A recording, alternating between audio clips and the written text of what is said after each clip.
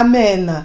Alléluia. Alors, peuple de Dieu, homme de Dieu, quel Voilà. est le thème d'aujourd'hui? Parce que j'ai hâte moi-même en fait. Alléluia. Voilà, comme vous le voyez inscrit sur votre écran, c'est la confiance dans le couple. Wow. Voilà, la confiance dans le couple, c'est le thème que nous avons, le Seigneur nous a mis à cœur pour ce jour. Wow, la confiance dans le couple. Alors, homme de Dieu, pourquoi ce thème? Gloire à Dieu. Et déjà, avant d'essayer de donner un peu quelques éléments, une introduction sur ce thème, et je veux que vous sachiez que nous sommes sur Effectif Live TV et précisément dans couple, mariage et famille. Donc c'est un thème effectivement qui concerne le couple, la famille. Voilà, donc c'est un élément.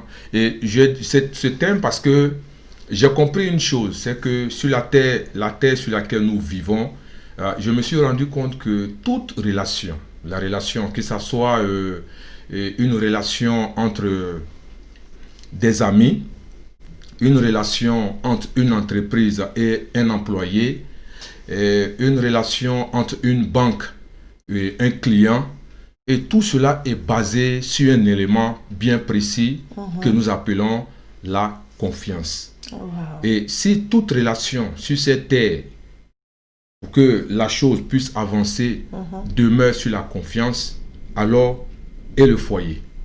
Wow. Donc le foyer ne peut pas échapper. Donc je me suis dit que la confiance aussi doit régner dans le foyer. Et je me suis rendu compte que dans une relation où il n'y a pas de confiance, la chose ne va pas marcher. Dans une amitié où il n'y a pas de confiance, la chose n'aboutira pas. Un business où il n'y a pas de confiance, il y aura beaucoup de choses qui vont se présenter. En somme, ça ne marchera pas. Et la même chose, dans le foyer, s'il n'y a pas de confiance, les choses ne vont pas aller. Donc c'est pour cela qu'il est mieux que nous en parlons en ce jour, que nous donnons un peu les éléments concernant ce thème-là pour aider ceux qui manquent de confiance ou bien qui ne considèrent pas la confiance ou qui ne prêtent pas trop d'attention à ce mot confiance, leur montrer combien de fois cet élément est important pour la survie de ce couple dans lequel nous sommes. Wow, wow, merci beaucoup, homme de Dieu. Vraiment, chers téléspectateurs, comme vous avez bien entendu, c'est un thème très important. Alors, je vais vous demander de partager ce live à tous vos connaissances. C'est votre part de pouvoir faire connaître cet enseignement à quelqu'un qui en a besoin. Alors, partagez sur tous vos réseaux sociaux afin de pouvoir inviter le maximum de personnes pour pouvoir entendre ce message. Parce que, comme l'homme de Dieu l'a dit, nous sommes dans le cadre de notre émission Couple, mariage et famille, comme tous les mercredis. Et vous savez que le mariage est un élément très important. Alors pour toute personne qui n'est pas mariée, ce thème est vraiment pour vous. Ça vous aidera à pouvoir construire la confiance dans votre futur mariage. Pour toute personne qui est divorcée, je pense que ce thème est très bienvenu pour vous parce que ça vous permettra de comprendre ce qui n'a pas marché dans le foyer. Vous voyez? Et pour les personnes qui sont mariées, ce thème est aussi très important parce que cela vous aidera à consolider votre foyer afin d'avoir une famille heureuse. Et pour les personnes qui sont fiancées, ce thème est vraiment pour vous. Alors restez connectés jusqu'à la fin et surtout envoyez vos questions, n'hésitez pas à envoyer vos commentaires, participez à ce live, toutes les questions qui vous sortent, qui vous passent par la tête concernant ce thème, bien sûr, partagez-le avec nous. Alors, homme de Dieu, quelle est la définition du mot confiance? Amen. Amen. Je pense que avant de répondre à la question concernant la définition, je vais encore insister sur cette introduction que je viens de donner pour dire que, vous savez, la confiance n'est pas basée sur la taille, la forme, la beauté ou la corpulence de quelqu'un. Voilà, ce n'est pas basé. Et la confiance est tellement importante que je ne souhaiterais pas qu'on néglige ce côté-là.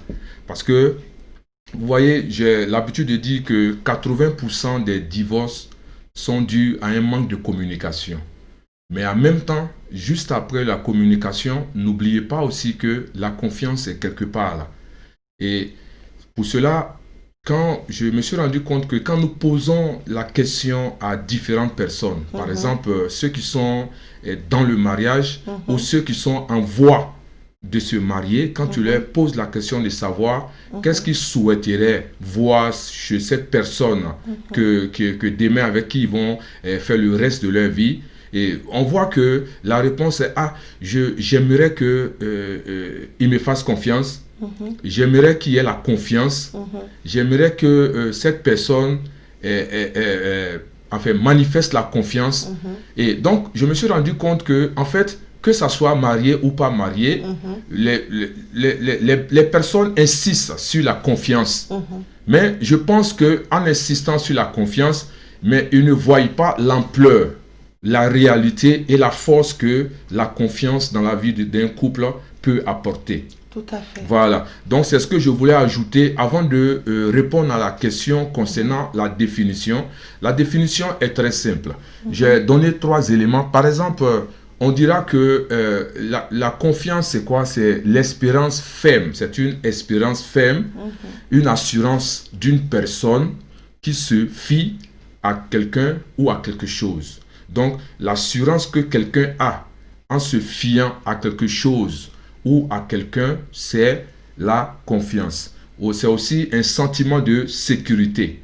Pour aller plus loin, je dirais que la confiance, c'est le fait de croire, ok, et voir quelque chose comme étant vrai, fiable et ferme.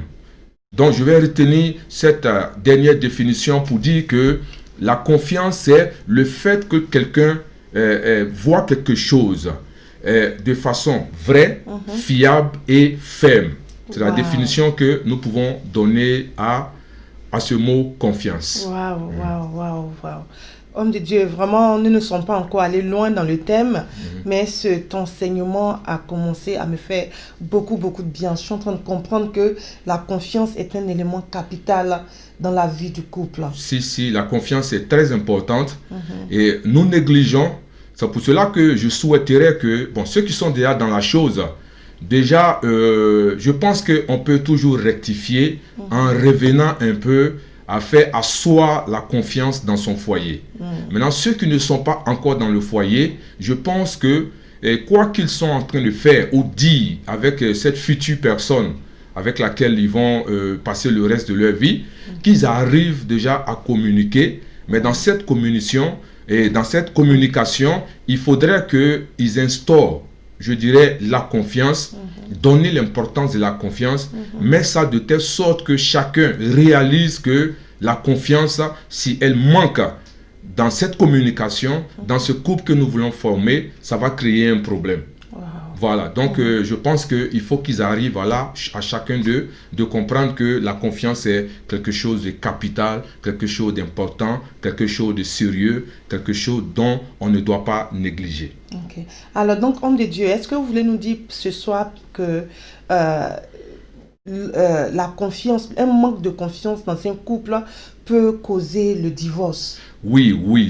Un manque de confiance, ne dirons pas peu, cause le divorce. Allons droit au but. Voilà, il ne faudrait pas qu'on se voie la face. Un manque de confiance parce que étant avec quelqu'un en qui on n'a pas cette confiance-là, c'est comme si c'est, je dirais, quelqu'un le dirait, 2 locataires dans une maison. Voilà, c'est comme s'il y a 2 locataires dans une maison, des personnes qui louent des chambres dans une maison. Voilà, c'est cette vie-là. Quand il n'y a pas la confiance, c'est un peu de cette manière-là que les gens vivent. Et ça détruit. Et je sais qu'il y a beaucoup de foyers qui sont détruits par le manque de confiance. Wow. Ok, alors homme de Dieu, est-ce que la confiance a des fondements? Parce que c'est vrai qu'on on parle de confiance et tout ça, mais est-ce qu'il y a des fondements de la confiance? Ok, une très belle question. Et je pense que tout à l'heure, quand j'ai donné la définition du mot confiance, j'ai dit que j'allais garder la 3e définition, et je pense que dans la 3e définition, nous pouvons voir, si vous voulez, les fondements de la confiance. Oui, effectivement, il y a des fondements dans la confiance, je vais déjà commencer par énumérer en disant que dans les fondements de la confiance, il y a la vérité. Parce que tout à l'heure, quand je donnais la définition, je dis c'est le fait de croire ou bien de voir quelque chose comme vrai, comme fiable et comme ferme. Donc ce sont les trois éléments qui forment le fondement de la confiance. Donc pour expliquer ces trois éléments, il y a la vérité. La vérité est le premier fondement de la confiance. Voilà. Donc quand nous parlons de la vérité dans le couple, il faut faire très attention en même temps. Voilà. La vérité est très importante parce que dans un couple où la vérité n'a pas sa place, tu vois, où on se cache des choses, dans un couple où les gens ne sont pas vrais, ce couple-là va à sa pète. Et nous remarquons beaucoup de couples aujourd'hui, je dirais en gros, ces couples-là qui, pour eux c'est des petites choses. Ils négligent ou bien ils trouvent qu'il n'y a pas trop d'importance, mais le temps de sa rencontre, ça va à leur pète. Donc la vérité est le premier fondement dans la vie de couple. Je vais plus loin pour dire que quand je parle de vérité, parce que il y a des couples qui je dirais pas qui se soupçonnent, mais qui ont une certaine attitude de pouvoir, je dis par exemple, je vais donner un peu plus clair, voilà, un couple où par exemple, l'homme par exemple et la femme, souvent quand ils ont des discussions ou bien ils échangent dans le foyer, il se trouve que le monsieur trouve que soit peut-être ce que la femme dit n'est pas vrai. C'est-à-dire que vous voyez que souvent on se sort les mots tu mens.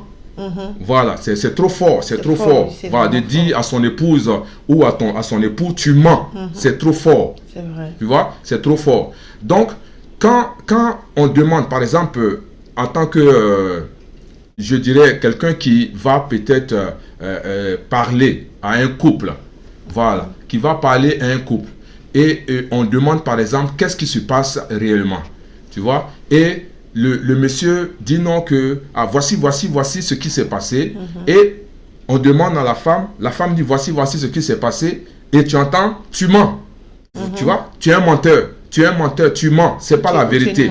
Ou tu es une menteuse, c'est pas la vérité. En fait, il faut faire attention quand on arrive à ce stade-là. Ce que je veux dire, c'est que, regarde, si je prends par exemple un morceau de papier, ou bien une planche, ou bien un morceau de bois en rectangle ou en triangle, et je mets des couleurs. Tu vois, sur un côté, je mets la couleur jaune, et sur l'autre côté, je mets la couleur blanche, donc, et je les mets par exemple de part et d'autre, n'est-ce pas? Donc, la manière dont je vais présenter, je vais présenter, comment on appelle, l'élément, celle qui est de l'autre côté va voir jaune, n'est-ce pas? Celui qui est de l'autre côté va voir blanc. Donc par exemple, si je pose la question de savoir quelle est la couleur que vous voyez, l'autre va dire non, je vois jaune.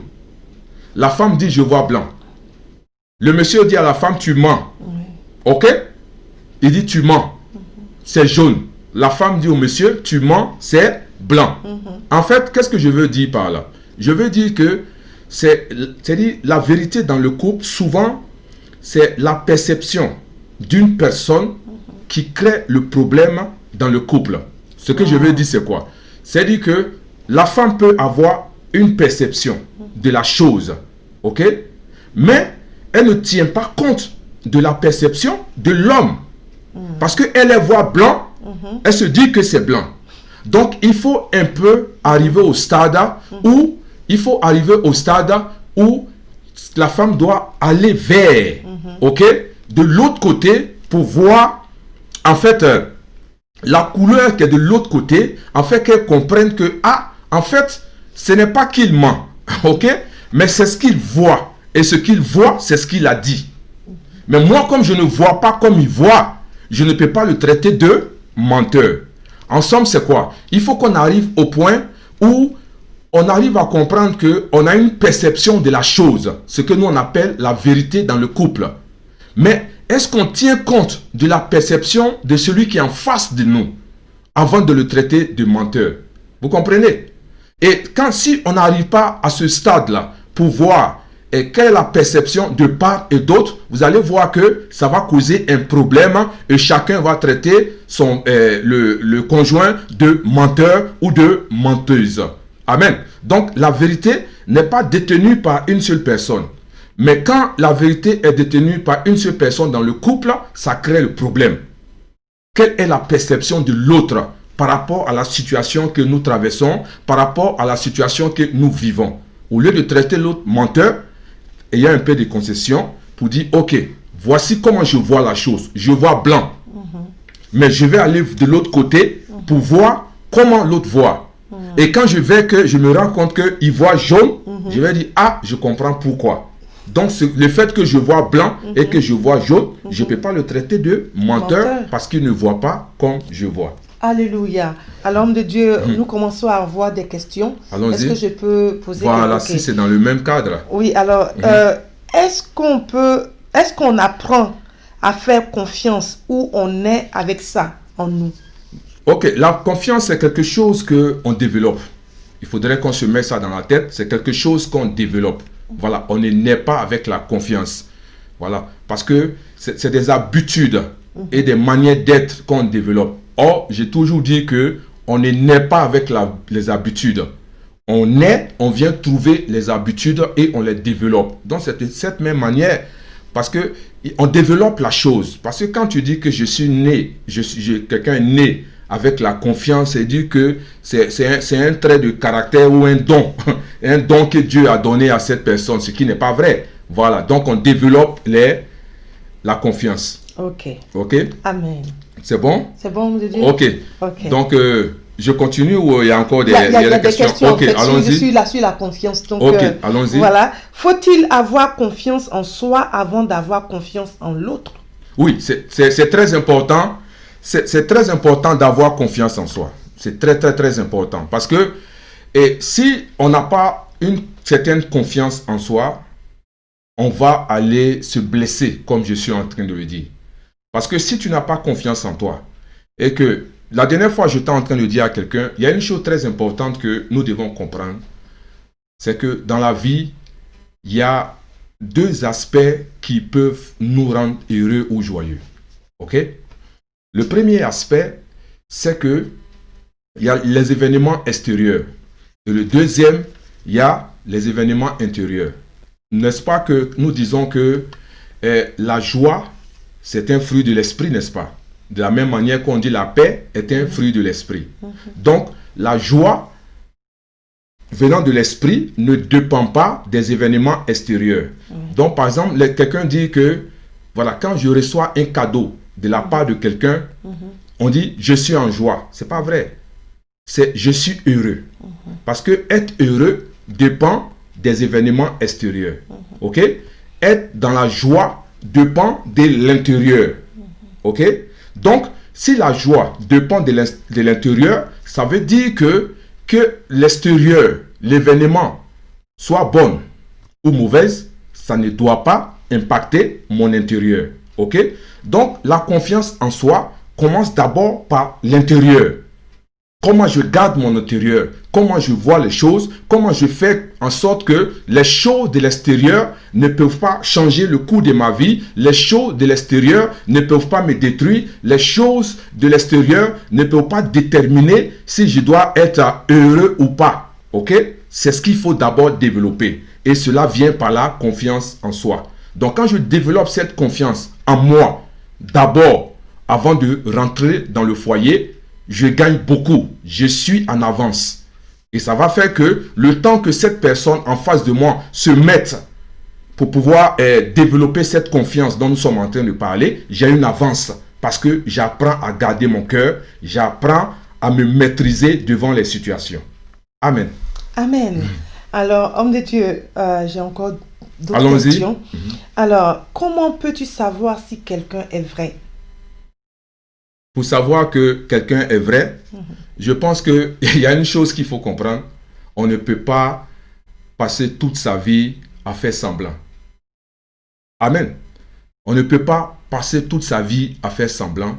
Il y a toujours des éléments qui vont finir par se déterminer. Le vrai de cette personne va se développer. Le caractère de cette personne va montrer qui elle est vraiment. Donc, si quelqu'un dit, par exemple, qu'il vous aime, ok, c'est des mots. Mais vous allez voir cela dans ses actes. C'est vrai. Voilà. Si les actes sont contraires à ce que la personne en dit, ça veut dire que la personne n'est pas vraie. C'est vrai. Amen. Amen. Alors, est-ce que toute vérité est nécessaire, homme de Dieu?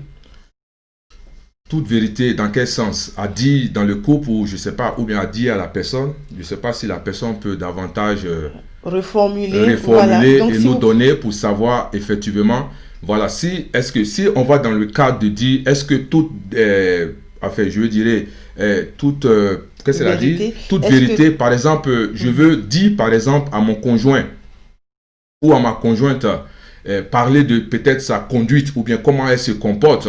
Et on dit souvent, je vais lui dire la vérité. En fait, ce n'est pas la vérité en elle-même qui est le problème. C'est comment cette vérité sera véhiculée. C'est ça qui est le problème. Ce n'est pas la vérité. Ça veut dire, quand tu veux dire à quelqu'un, par exemple, je vais être clair, dire à quelqu'un, par exemple, quelqu'un qui n'a pas une bonne haleine. Ok? Bon, quand je viens vers la personne pour dire, tu pues de la bouche. Ok? Ou bien, on dit souvent, ta bouche sent. Tu vois? Oui, il y a une odeur dans ta bouche. Ok? Vois que les trois éléments veulent dire la même chose, mais la manière de le dire, c'est ce qui va déterminer. Sinon, ce n'est pas la vérité même qui est le problème, c'est la manière dont la vérité est véhiculée. Parce que les émotions que cette personne développe, si elle est très émotionnelle et qu'elle prend les choses à cœur, et que je dis cette chose étant la vérité comme on le dit, mais de façon crue, ça va provoquer des événements qu'on n'a pas voulu voir. Ok? Et c'est ça qui va causer problème. Mais, si on le dit, on dit cette vérité avec des mots justes, avec des expressions qui n'amènent pas à blesser la personne ou à toucher son ego, on aura dit la vérité et on n'aura pas perdu, ça va arranger, la personne va s'améliorer. Mais si la vérité est crue, ça va envoyer des problèmes. Donc le problème, ce n'est pas la vérité, mais la façon de dire cette vérité qui est le problème. Waouh, homme de Dieu. Je pense qu'on a une question qui va un peu dans le même sens. Est-ce que toutes les vérités sont bonnes à dire dans le foyer? Voilà. En fait, comme on le dit, ce n'est pas, je le reprends encore, ce n'est pas la vérité qui est le problème. C'est comment dire la vérité qui est le problème.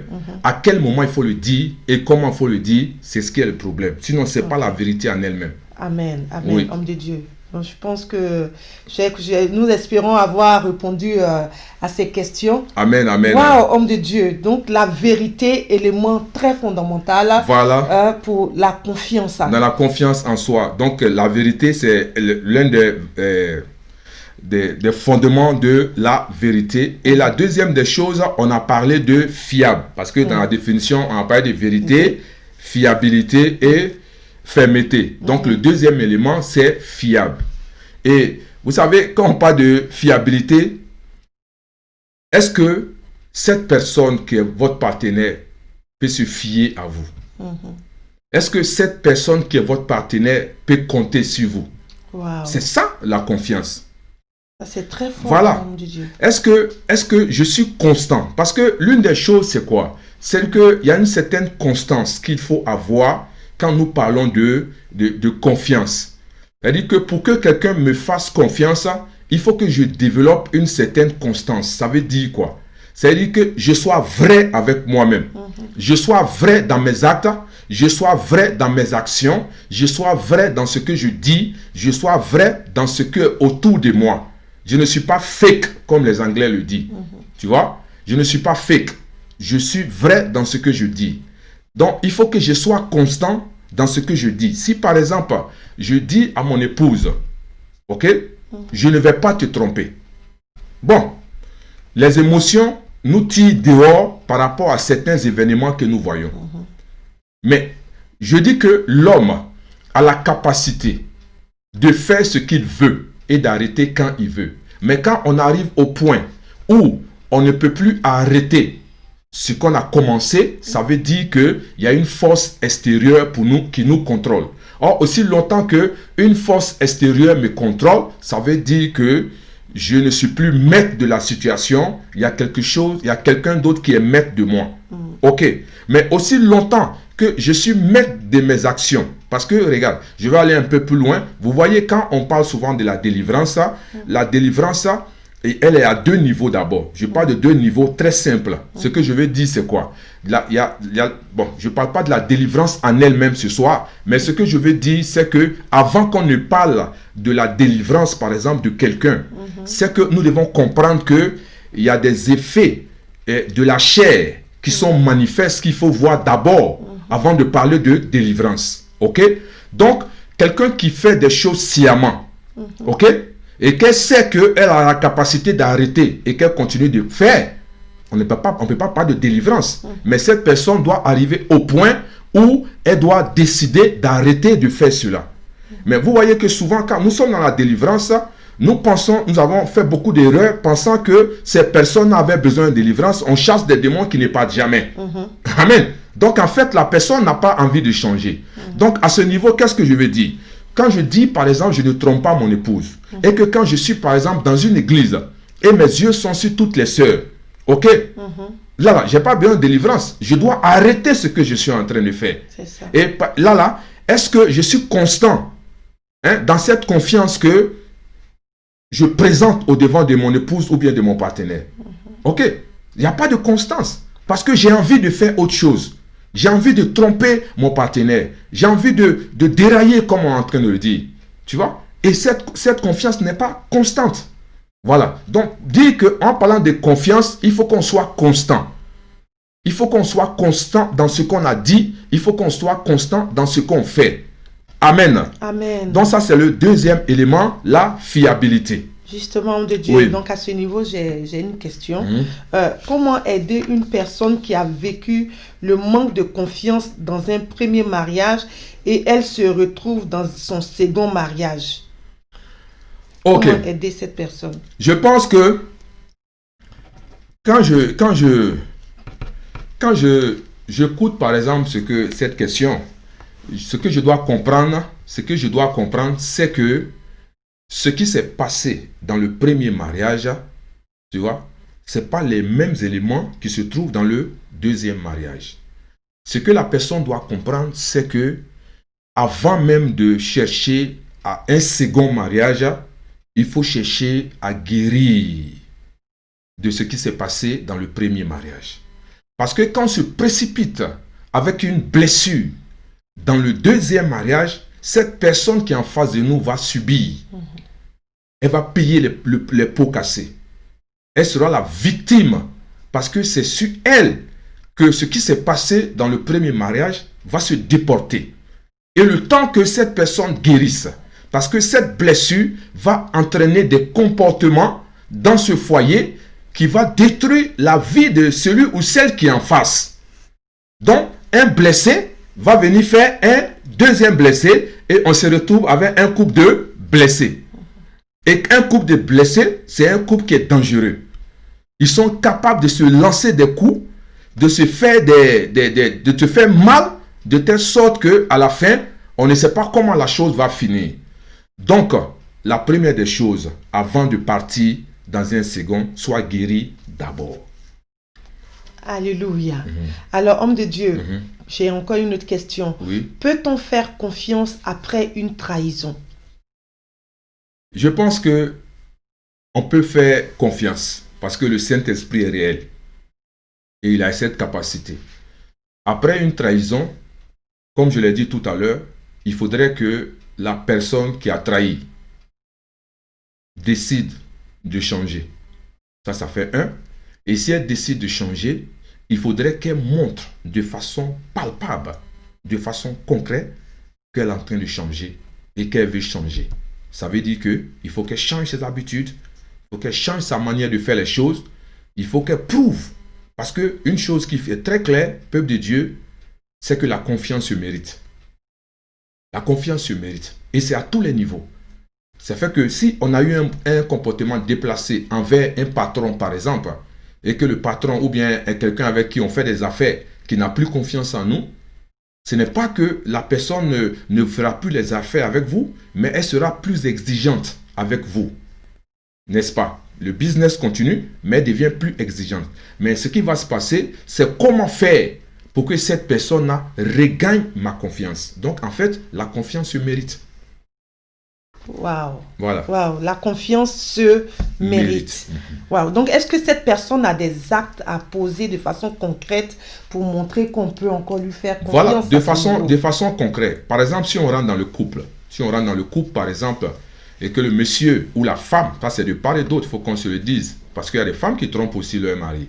Voilà, donc quand l'un des partenaires a trompé un jour, par exemple, son partenaire, voilà, c'est dit que déjà, il y a des sorties nocturnes que peut-être l'homme et la femme, sur le plan, je m'avais rendre visite à mes parents, je vais rendre visite à mes amis, je vais rendre visite, je vais ceci, je vais faire, je vais en voyage, un peu ce genre de choses-là, et ça fait que la personne développe une certaine habitude qui fait que, voilà, elle a des relations dehors et elle commence à tromper. Maintenant, il faut montrer autrement. C'est dire quoi? C'est dire que pour montrer cette confiance-là, désormais, par exemple, quand je sors plus seul, je sors avec mon partenaire. Je sors avec mon épouse ou mon époux. Je vais dans ces endroits où j'allais. Je parle avec cette personne-là pour montrer de façon palpable, physique et officielle que voici l'élu de mon cœur. Voilà. Et quand c'est comme ça, la confiance commence à naître. Et on fait tout ensemble. On se déplace, on va dans ces voyages et toutes ces choses-là. On va ensemble. Et cette personne-là va commencer et doucement à pouvoir accepter ce que vous êtes en train de faire. Et non pas qu'elle va oublier, mais elle va pardonner, passer dessus et aller à un autre niveau. Waouh, waouh, merci beaucoup, homme de Dieu. Vraiment, nous parlons ce soir de la confiance dans le couple. Alors, si vous venez de nous prendre en marche, je vais vous encourager à partager ce live. Surtout, restez jusqu'à la fin. Ce sont des choses très importantes à savoir, les clés que l'homme de Dieu est en train de nous donner. Alors, homme de Dieu, j'ai encore des questions. Ok. Alors, la personne a été guérie, mais elle se retrouve dans une relation où la personne et elle voit encore les mêmes signes du manque de confiance. Que faire? C'est-à-dire que les mêmes choses que la personne a subies peut-être dans une première relation, la personne subit ça encore, voit les signes en fait. Voilà, ok. Qu'est-ce qu'il faut faire? Je suppose que il y a deux éléments qu'il faut voir dans cette chose. Parce que on peut, quand on me dit que la personne voit des signes, c'est dire que il faut déjà prendre le taureau par les cornes. Voilà, c'est-à-dire commencer déjà par des discussions franches, commencer à s'asseoir et commencer à mettre ces éléments sur la table et en parler. Et la deuxième des choses, souvent aussi, c'est les éléments dont on allait parler tout à l'heure. Souvent, quand on a ce stade-là, on voit le mal partout, hein? On voit le danger partout. Donc, ce qui n'est pas, on croit que c'est. Tu vois, on imagine. Et ça fait que ça aussi, ça crée des problèmes. Voilà. Donc, c'est ce qu'on appelle la suspicion. Vous comprenez? Voilà. Donc, c'est un peu dangereux. Mais sinon, si on voit des éléments clairs, et comme la personne est en train de le dire, il faut déjà prendre le taureau par les cornes. Il faut commencer à s'asseoir. Il faut commencer à en parler avant que la chose ne prenne une certaine tournure, en fait. Alléluia. Voilà. Alors, homme de Dieu, j'ai encore une autre question. Okay. Est-ce que avoir confiance veut dire baisser sa garde, prendre tout à la légère? Voilà. C'est-à-dire que si on arrive à ce stade-là, c'est pas une histoire de baisser la garde, parce qu'il faut comprendre ce que la définition du mot confiance veut dire. On a dit tout à l'heure, c'est arriver à un certain stade où on voit quoi? On voit la vérité, on voit la fermeté et on voit la fiabilité. Donc, si on arrive au stade où on parle de suspicion en face de cette personne, ça veut dire que les trois éléments sont pas présentés. Je vais être clair, je vais plus loin. Vous voyez, si cette personne-là qui a posé la question dit est-ce que je dois baisser mes gardes et tout ça, c'est-à-dire que soit elle a vécu, ou elle a vu, ou elle constate autour d'elle que ces choses-là se passent. Tu vois, et ces gens de personnes-là, et vous allez voir que quand le mari ou la femme est quelque part, ce sont eux qui vont toujours appeler pour savoir où tu es, qu'est-ce que tu fais, quel est le bruit qui est à côté de toi, qu'est-ce qui se passe. Mais quand les trois éléments sont réellement réunis, même quand le monsieur s'en va, pendant une semaine où la femme s'en va, on n'a pas ses nouvelles, on n'est pas inquiet. Parce que on a une certaine, les éléments sont réunis et on a toutes les preuves que cette personne n'est pas capable de faire ce genre de choses-là. Mais si au départ, on n'a pas le fondement, parce que tout à l'heure, on a parlé des fondements, on a parlé de la vérité, on a parlé de la fiabilité, et il y a le troisième élément, je vais profiter en même temps pour donner, qui est la fermeté. Est-ce que cette personne-là peut tenir quand il y a des difficultés? Pour répondre à la question, hein? Est-ce que, par exemple, si tu es un homme qui est là, tu me regardes ce soir, tu es une femme, tu me regardes ce soir, si il se trouve que tu es, par exemple, en Europe, et que tu dois voyager pour aller en Afrique, ou bien quelqu'un en Afrique qui doit voyager, est-ce que le monsieur ou la femme peut dormir tranquille pour dire que là où tu es allé, là, tu ne vas pas aller faire des bêtises, entre parenthèses, tu ne vas pas aller coucher avec quelqu'un, tu ne vas pas encore aller lier des amitiés avec quelqu'un? Parce que tout ça, ça commence par le départ. Parce qu'il y a des gens qui sont fermes. Tu vois, ils savent que leur époux ou leur épouse, quand ils les voient, ils savent que ces personnes, il y a des choses qu'elles ne peuvent pas faire. Mais aujourd'hui, je vais plus loin pour dire que même dans le corps de Christ, des chrétiens, des gens même qui disent qu'ils sont diacres, des gens qui ont des grandes responsabilités dans l'église, qui commettent l'adultère, qui voyagent un peu, on apprend ici que la femme a un amant, le monsieur attend. C'est-à-dire qu'au départ, cette confiance n'était pas vraie. Ce n'est pas de cette confiance que nous sommes en train de parler. Parce que cette confiance dont nous parlons, quand ces trois éléments sont réunis, on va dormir tranquille. On va dormir tranquille. Voilà. Waouh, homme Amen. de Dieu. Oui, j'ai encore plusieurs questions qui viennent. Vas-y. Ok. Alors, doit-on se fâcher quand le conjoint te dit qu'il a confiance, mais ne te fait que t'espionner, c'est-à-dire te surveiller? Et j'ai aussi une question qui va dans ce sens. Est-ce que la confiance, la confiance n'exclut pas le contrôle? Bon, Tu vois? en fait, c'est des langages, mais c'est-à-dire qu'il faudrait qu'on arrive à pouvoir comprendre, parce que quand ces choses sont dites avec des mots, comment ça se présente dans la réalité, c'est deux choses différentes.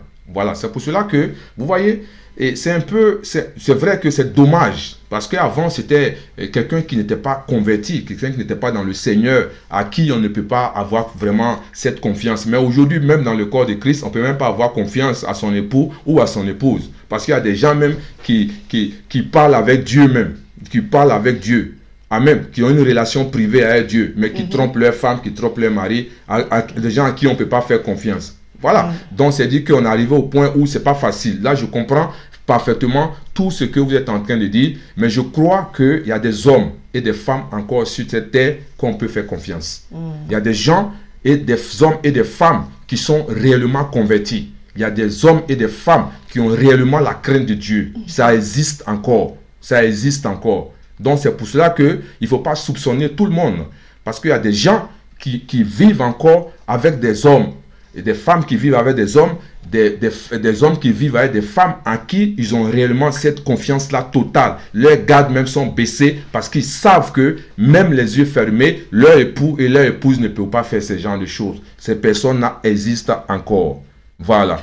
Mais ce qui est en train de se dire maintenant, en fait, comprenez que c'est des choses qui détruisent la confiance dans le couple. Ce dont nous sommes en train de parler. Parce qu'un homme qui soupçonne sa femme, ça veut dire que la confiance n'est pas vraie. La confiance n'est pas réelle. Amen. Soit la femme ne prouve pas à ce monsieur-là qui doit lui faire confiance, ou l'un d'eux est malade. Amen. Wow. Parce que quand on commence à soupçonner et que c'est une habitude, on va développer autre chose qui vont créer, tu vois, accès à un démon. Et quand le démon prend le contrôle de toutes choses, ça devient maintenant un esprit de suspicion. Ok? Pour ne pas arriver à là, si c'est des mauvaises habitudes que la personne est en train de développer, il faut qu'elle arrête. Il faut qu'elle arrête. Amen. Amen. Wow, homme de Dieu. Alors, est-ce que la confiance aveugle est-elle dangereuse? Est-ce qu'il faut faire confiance? Regarde, les thèmes du monde, confiance aveugle, confiance, ça c'est... Vous voyez, quand on lit beaucoup les romans et les photoromans, c'est les expressions qu'on a dedans. Mais quand aujourd'hui, on s'assoit pour dire que ce n'est pas une histoire d'aveugle. Ce n'est pas une histoire d'aveugle. Parce que quelqu'un, c'est-à-dire quand on arrive à parler comme ça, c'est-à-dire qu'on ne fait pas, la confiance n'est pas vraie. Tu vois, c'est-à-dire, on ne peut pas compter sur la personne. C'est-à-dire, la personne, on sait qu'à tout carrefour, la personne est capable de faire des dégâts. Or, moi, ce que je dis aujourd'hui, c'est qu'il y a des gens vrais et il y a des femmes vraies. Tu vois, et ces hommes vrais et ces femmes vraies, quand elles parlent aujourd'hui, là, elles peuvent confirmer que voici moi-même devant vous, je suis en train de dire que même si mon épouse qui est assise à côté de moi aujourd'hui, ça m'a fait 1 mois quelque part, je ne vais pas prendre un détective privé pour la surveiller parce que je la connais et je sais que sa conversion est réelle et je sais que sa conversion est vraie. En fait, c'est ça. Quand une conversion est réelle, quand une conversion est vraie, on ne peut pas douter de la personne qui est en face. Mais le problème, c'est que nos partenaires aujourd'hui, même dans le Seigneur, ne sont pas réellement convertis. Donc, je comprends un peu votre inquiétude. Donc, c'est pour ça que vous êtes obligés de ne pas baisser vos gardes. Parce qu'ils ne sont pas convertis. Et vous savez que dans l'église, vous voyez, si 100% de personnes, vous allez voir 70 à 80% des personnes dans l'église qui sont réellement soit converties, souvent c'est les femmes. Ok? C'est très difficile pour un homme à cause du raisonnement. Il raisonne beaucoup les hommes. Ok? Mais au-delà de cela, ce que je veux dire, c'est que ces personnes-là, en fait, on n'a pas confiance, on n'a plus confiance parce que notre conversion ne sont pas réelles. Les conversions ne sont pas vraies. Parce que quelqu'un qui est réellement converti, celui dont le Saint-Esprit est réellement assis en lui, il y a des choses qu'il ne va pas faire. Il y a des choses qui ne vont même pas lui passer par la tête. Il y a des raisonnements qui ne vont pas arriver dans la tête de cette personne. Parce que la Bible même nous dit de fuir par exemple le péché. On ne prie pas contre le péché. Amen. Il y a des choses qu'on ne fait pas contre le péché. On fuit le péché. Donc vous comprenez que, et je comprends votre inquiétude, mais je pense que c'est un problème de conversion réelle. Alléluia. Oui. On le dit justement, tout à l'heure, quelqu'un dit, mais où trouver ces personnes On les trouve. Il faut bien chercher. Parce que l'un des problèmes, si tu es encore, Dieu m'a dit, tu ne vas pas les trouver. Voilà. Parce que Dieu m'a dit, envoie beaucoup de problèmes. Dieu m'a dit, va t'envoyer des problèmes.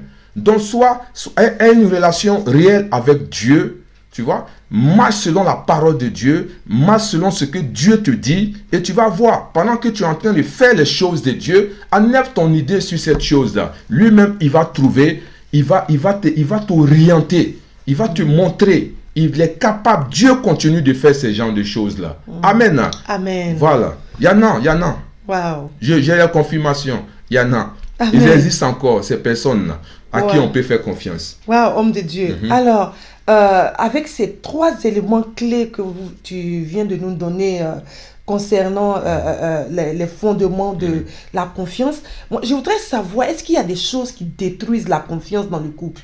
Oui, c'est vrai de Dieu. Il y a vraiment beaucoup de choses et c'est là qu'on avait certaines questions que nous avons reçues. Parle beaucoup de ça. Par exemple, ce qui peut détruire, par exemple, la confiance dans le couple, il y a le mensonge. Ça, c'est un élément. Parce qu'il y a des gens qui sont encore dans le groupe, dans le couple, à ce âge-là, qui continuent de mentir. Qui mentent. Et si tu continues de mentir, la confiance va être compliquée. Regarde, par exemple, je connaissais une amie, par exemple, avec qui j'étais en train de marcher au bord de la route. Et son mari, passant par là, était dans le bus. Expressement, il a appelé sa femme pour lui demander, mais chérie, tu es où? Elle dit, non, je suis à la maison. Ok, pourtant, elle était en train de marcher avec moi. Mais regarde déjà quelle attitude ce monsieur aura. Il va se dire, attends, je te vois marcher au bord de la route et tu me dis que tu es à la maison. Donc, ça fait 1. Et de 2, il va commencer à se poser des questions. Mais attends, tu es avec quelqu'un que je connais, que je prenais pour quelqu'un qui était bien, mais à cette allure-là, il y a quelque chose qui ne va pas. Et puis, effectivement, quand je suis arrivé à la maison avec cette dame, le monsieur qui n'était jamais venu chez moi a sonné à la porte. Et c'est les voisins qui, comme ça, il a demandé, je cherche telle personne qui a telle taille et tout ça. Il dit, ah, le monsieur, voilà. Donc, c'est dans ça que le monsieur est venu frapper à la porte. Et je n'étais pas encore marié, hein, Thierry.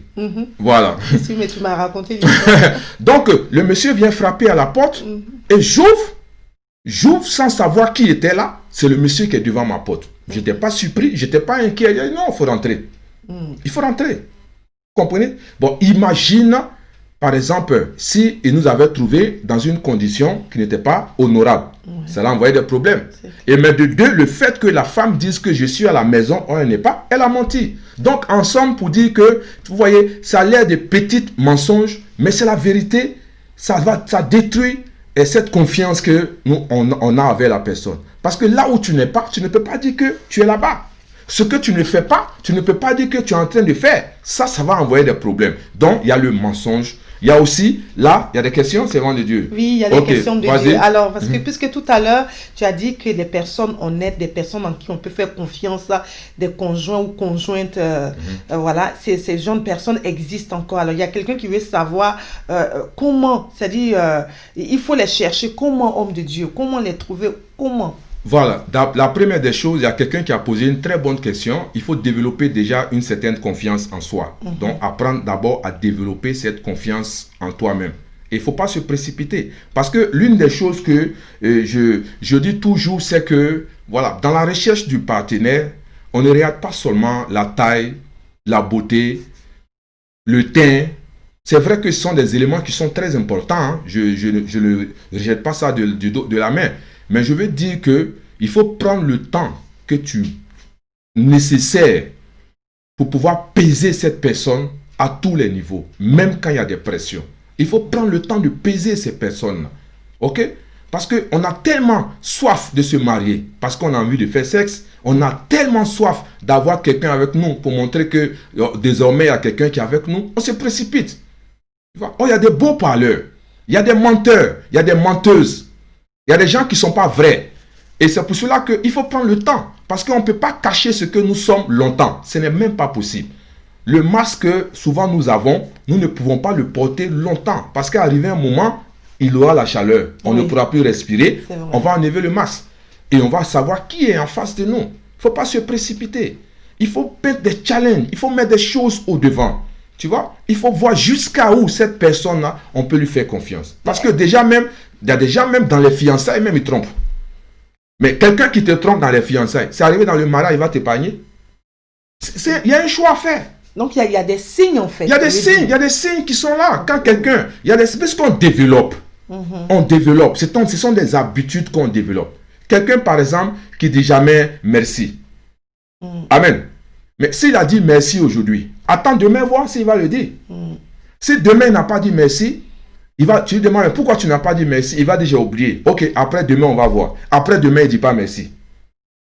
Quatrième jour il ne dit pas merci. Il faut comprendre que le merci, ce n'est pas dans son langage. Wow. Donc en fait, tu es en train de nous dire ce soir qu'il y a des signes en fait qui montrent que il y a des signes qui montrent que quelqu'un n'est pas digne de confiance parce qu'on a cité la vérité. Si la personne ne dit pas la vérité, ce sont des signes. Si la personne n'est pas fiable, on ne peut pas compter sur elle. C'est un problème. Si la personne n'est pas ferme, c'est-à-dire qu'elle voyage, elle bouge un peu, elle change, elle a des attitudes, des comportements qui ne sont pas vraiment... Ce sont des éléments, ce sont des signes. Voilà. Parce que la confiance, servant de Dieu, on a parlé de fondement. Tout ce que nous allons dire ce soir, sachons que la confiance a un fondement. Et le fondement, c'est la vérité, la fiabilité et la fermeté. Donc, si les trois éléments sont réunis en cette personne-là, on ne va pas soupçonner la personne. Et si dans ces choses, il y a juste deux choses qui sont... on retrouve en la personne qui n'a pas la troisième chose. Voilà, donc par la communication, chercher à développer la troisième. Wow. Oui, parce que tout part par la communication. Tout part par la communication. Voilà. Parce que si un mari, par exemple, qui trompe son épouse, ou bien déjà, il a son épouse à la maison, et il a encore des intentions, il veut ajouter une deuxième, une troisième et tout ça, on passe par la communication, on parle. Et si on arrive au point où cette personne, l'homme ou la femme, ne veut pas comprendre, il faut exposer la chose. Il faut exposer la chose. C'est-à-dire que si on a un leader spirituel, il faut lui en parler. Et s'il y a, on a quelqu'un à qui on peut soumettre le problème pour qu'on mette le problème sur la table, pour qu'on en parle, il faut en parler. Tu vois? Mais il ne faut pas laisser la chose pourrie et puis après on va pleurer. Wow, merci beaucoup, homme de Dieu. Alors, j'ai encore quelques questions. Sachant que la jalousie est une des choses qui entraîne le manque de confiance, est-ce que la jalousie est forcément liée à l'amour? Regarde, ok, comprends ici ce soir que la jalousie, c'est un problème que je vais prendre quelques minutes pour, sinon c'est quelque chose de très spécial, ok? Vous savez que quand on cite par exemple des émotions, ouais, il y a un professeur qui a essayé de mettre en place au moins 5 genres d'émotions que les hommes, quelle que soit leur couleur, quel que soit le lieu, développent. Donc c'est ce qu'ils appellent des émotions primaires. Ok, donc dans les émotions primaires, on parle de la colère et toutes ces choses-là. Mais vous allez voir, aucunement dans un document ou partout, on a parlé de la jalousie comme une émotion. Ok? Et vous allez voir que, en fait, la jalousie, il y a une certaine forme de jalousie que souvent nous développons. Ok? Que je dirais qu'une jalousie peut-être interne, c'est-à-dire à un bas niveau. Ok? Mais quand c'est de façon physique, quand c'est révélé, quand c'est de façon palpable, ce n'est pas une émotion, mais c'est un esprit qui est à l'œuvre. Ok?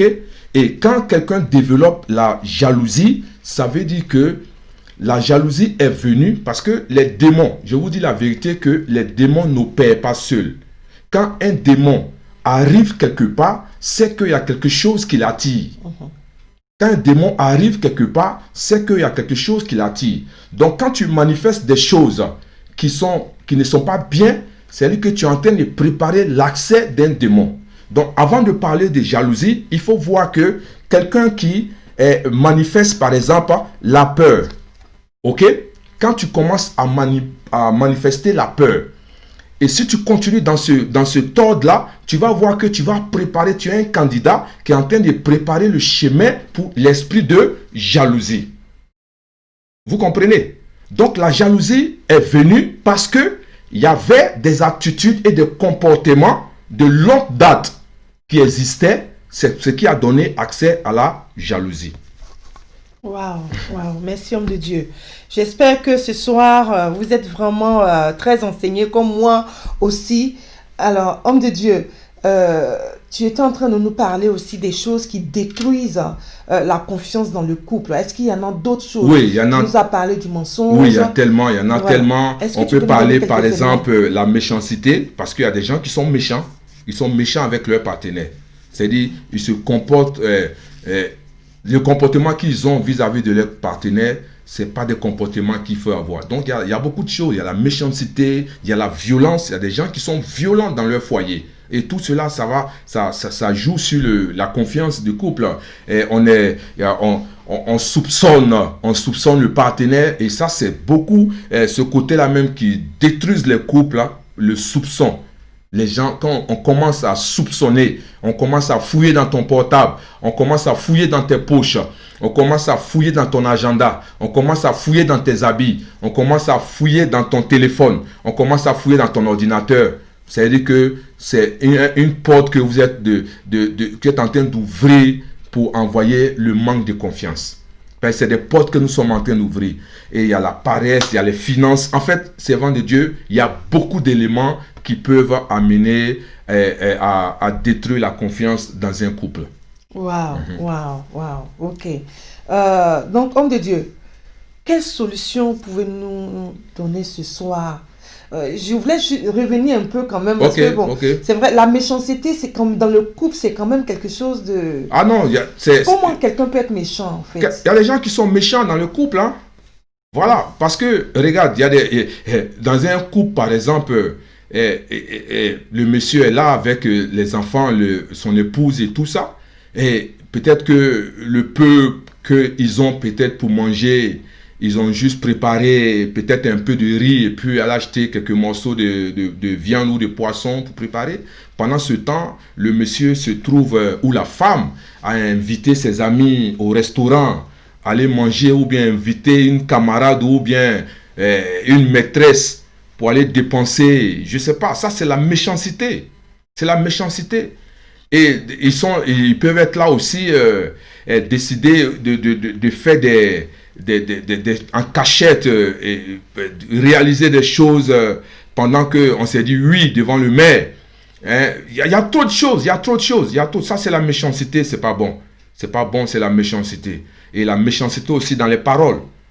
Tu vois, c'est-à-dire que je ne peux pas comprendre que une femme que tu as décidé d'épouser et faire le reste de ta vie devant le maire, tu as dit oui, l'insulter dans ses parties intimes ou bien insulter le conjoint sur ses parties intimes, ça c'est la méchanceté. Je dis pour moi c'est la méchanceté. Voilà, c'est pour cela que quoi qu'il arrive, il faut savoir qu'il y a des paroles que quand nous sortons dans le couple, ça crée encore d'autres problèmes et ce n'est pas gentil. Ce n'est pas gentil de regarder ton épouse ou ton époux et puis regarder une partie intime de cette personne et lui jeter cela au visage.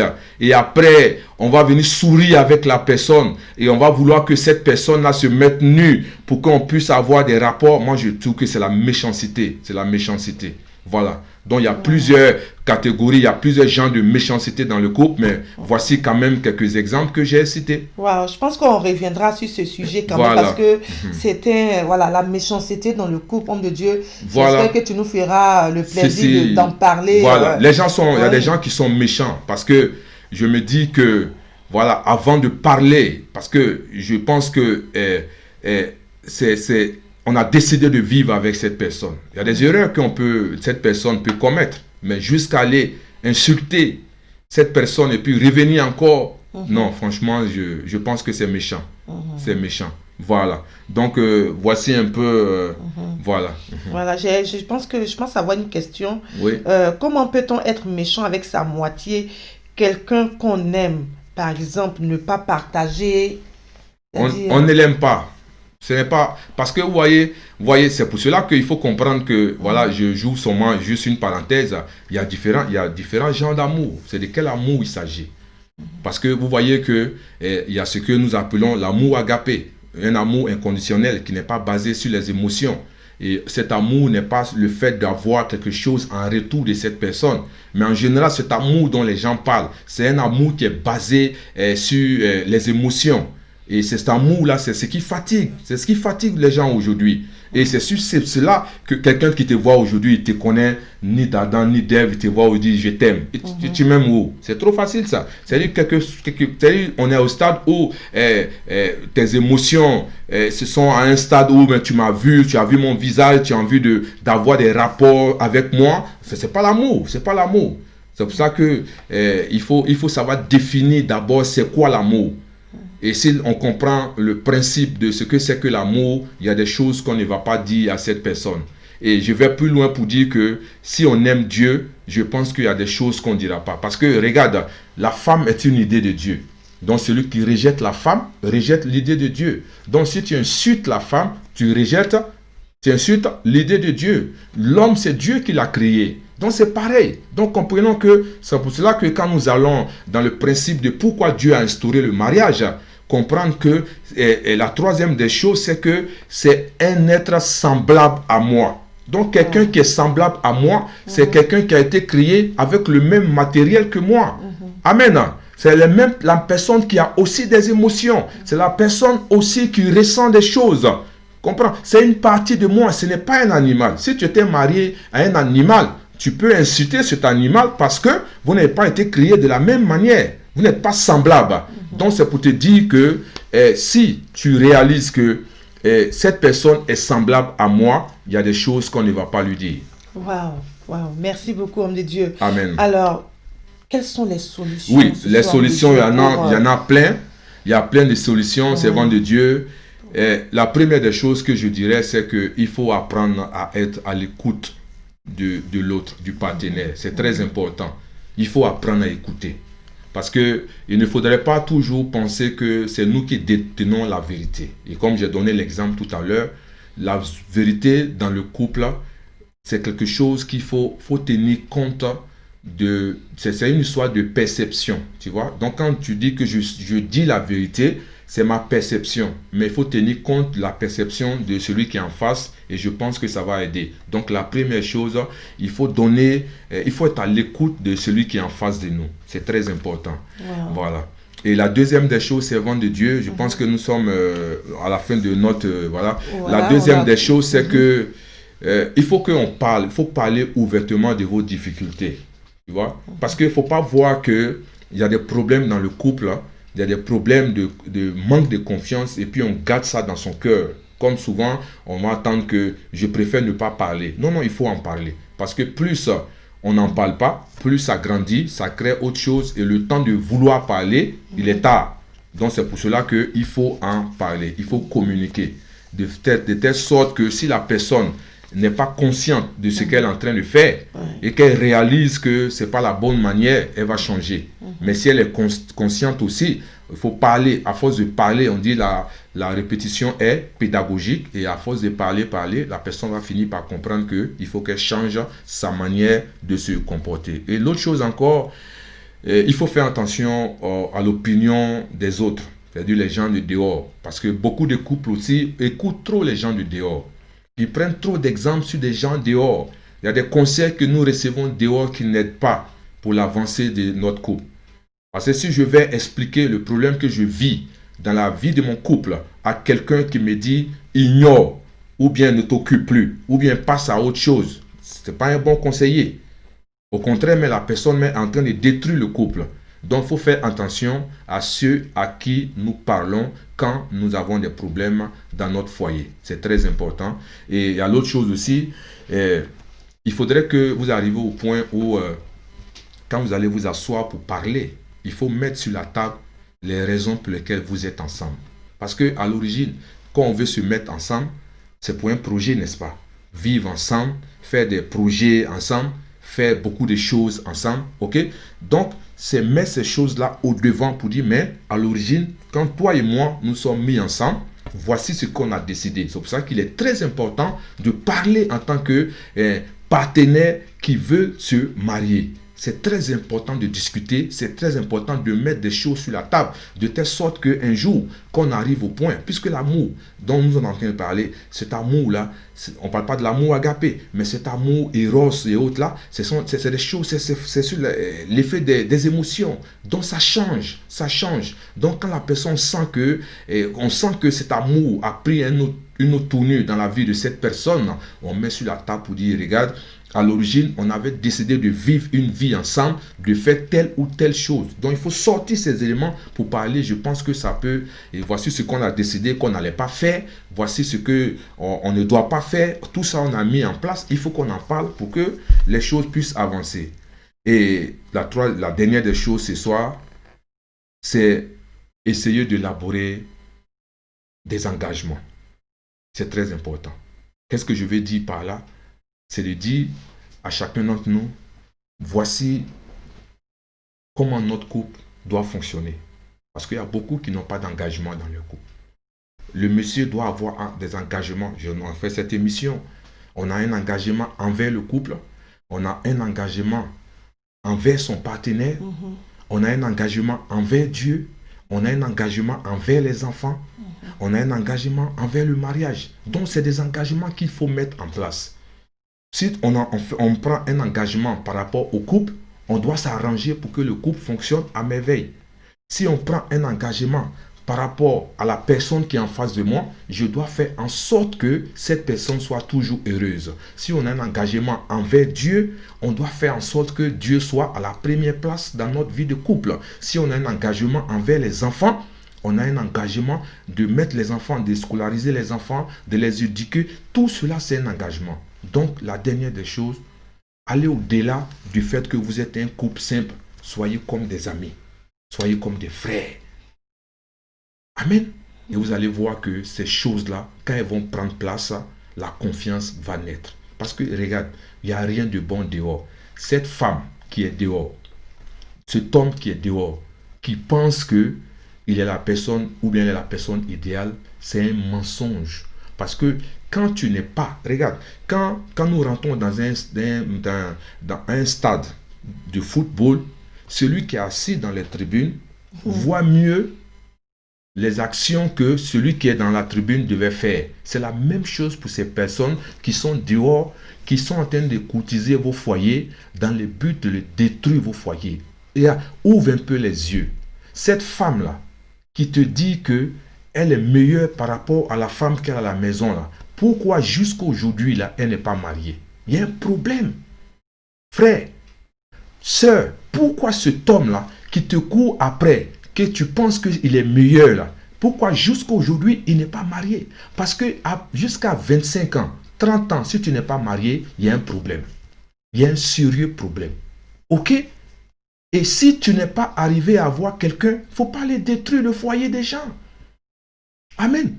Ouvrez les yeux, ouvrez les yeux. Ces personnes qui sont dehors là, qui pensent qu'elles sont idéales. Regarde, quelqu'un qui s'assoit en tant qu'arbitre, quelqu'un qui s'assoit en tant que juge, il voit le défaut des autres. Amen. Mais quand il sera à la place, quelqu'un d'autre va voir ses défauts. Donc c'est ce qui est en train de se passer. Ces personnes-là ne peuvent pas vous rendre heureuses. Ces personnes-là ne peuvent pas vous rendre heureux. Ils veulent vous exploiter. Ils ont un but à atteindre. C'est le côté de la chair. Ils veulent satisfaire un besoin. S'il vous plaît, ne détruisez pas ce foyer. On trouve des gens pour faire l'amour, mais on ne trouve pas des gens pour marier. Ceux qu'on trouve pour marier sont rares. Et si cette rareté, on a pu trouver quelqu'un, conservons cette personne. Amen. Amen, amen. Waouh, waouh, waouh. Merci beaucoup, homme de Dieu. Notre émission tire à sa fin. Nous vous remercions de nous avoir vraiment suivis. Alors, homme de Dieu, est-ce que ce soir tu pourrais prier pour les personnes, par exemple, qui sont déjà dans des foyers et dont la confiance est vraiment rompue dans ces foyers, ou les personnes qui ne veulent plus entendre parler même de mariage parce qu'elles ont été trahies, par exemple. Tu vois, d'une manière ou d'une autre, parce que la trahison n'est pas forcément sexuelle. Comme tu l'as dit, ça peut être par le mensonge, ça peut être par la méchanceté, par beaucoup de choses, par la violence, par la suspicion. Ouais, tu vois, homme de Dieu, même dans les finances, il y en a qui mentent. Dans les finances, on ne peut même pas leur faire confiance sur les finances. Ouais, je pense qu'on va revenir encore là-dessus, homme de Dieu, parce qu'il y a beaucoup de choses que je pense que tu vas encore nous dire, homme de Dieu. Amen. Voilà. Seigneur, nous voulons te bénir. Nous voulons magnifier ton nom. Parce que c'est toi qui as suscité, ô Seigneur, ce temps, afin que quelqu'un qui était là, qui était prêt à se suicider, quelqu'un qui était là, qui ne voulait plus de ce mari ou de cette femme, quelqu'un qui était là, qui voudrait faire demi-tour. Je prie au Saint-Esprit par ta puissance, que tu te lèves et que cet esprit qui est en train de se manifester maintenant même, nous chassons cet esprit, ses actions et ses œuvres au nom de Jésus. Et je vais déclarer, Père éternel, mon Dieu, mon roi, là où la chair avait pris le dessus, je prie, Père, que tu ouvres les yeux de ces personnes afin qu'elles réalisent qu'elles sont en train de prendre un mauvais chemin dans le nom puissant de Jésus, afin qu'elles fassent demi-tour. Oh, ce couple qui est sur le point de divorcer, je prie, oh éternel, mon Dieu, par ta puissance, tu les touches maintenant et que cette personne extérieure qui est envoyée par l'ennemi pour détruire ce foyer, Père éternel, mon Dieu, mon roi, oh, que son esprit soit touché maintenant et qu'elle se retire et qu'il se retire de ce couple au nom de Jésus-Christ de Nazareth. Seigneur, merci parce que je crois que tu t'es levé ce soir dans la vie de ces couples, tu t'es levé ce soir dans la vie de tes enfants, tu t'es levé ce soir pour agir, pour mettre de l'ordre au nom de Jésus. Seigneur, merci. Parce que la victoire te revient. Et je prie, Père éternel, mon Dieu, qu'après cette émission, que les témoignages accourent et que les foyers qui étaient prêts à se séparer, les foyers qui étaient en difficulté, qui se remettent pour la sainte gloire de ton nom. Au nom de Jésus. Amen. Amen. Amen. Amen. Amen. Merci beaucoup, homme de Dieu. Vraiment que la confiance soit restaurée dans les couples. Amen. Que les gens soient vraiment restaurés. Dieu vous bénisse de nous avoir suivis. L'homme de Dieu, l'apôtre Afi, a écrit 2 livres sur le mariage. Clé pour un mariage réussi et comment choisir son partenaire. Je veux vraiment vous encourager à vous procurer ces livres très très édifiants. Vous pouvez les retrouver sur cette page même d'Effective Live TV, ou alors vous pouvez les retrouver aussi sur Amazon en version papier ou en version Kindle. Voilà, donc que Dieu vous bénisse. Nous bénissons la vie de tous nos partenaires, tous ceux qui nous soutiennent, qui soutiennent cette œuvre télévisuelle. Que le Seigneur vraiment vous bénisse, qui se souvient de chacun de vous. Ce vendredi, nous aurons une émission très spéciale avec une servante de Dieu spéciale. Je vous invite à ne vraiment pas manquer. C'est à la même heure, 20h heure de Londres et 21h heure de Paris. Que le Seigneur vous bénisse. Homme de Dieu, est-ce que tu as un dernier mot pour nos téléspectateurs ce soir? Je vais simplement les encourager et leur dire que la confiance se mérite. Et si vous voulez que quelqu'un mérite, pour mériter la confiance d'une autre personne, il faut changer ses habitudes et changer ses actions. Et vous allez voir que la confiance va renaître. Amen. Amen. Que Dieu vous bénisse. Donc, on se retrouvera ce vendredi dans le cadre de notre émission On vous répond. Et comme vous le savez, tous les lundis, tous les mercredis et tous les vendredis, nous sommes live sur Effective Live TV. Veuillez vous abonner à notre page, cette page Effective Live TV, sur Facebook. Nous sommes aussi sur YouTube. Voilà, abonnez-vous sur la page YouTube. Nous avons beaucoup de messages sur le mariage. Allez-y, réécoutez ces messages-là. Je pense que ça va vous faire du bien et vous allez avoir un couple heureux. Voilà, donc, homme de Dieu, on va leur dire shalom, Shalom. shalom.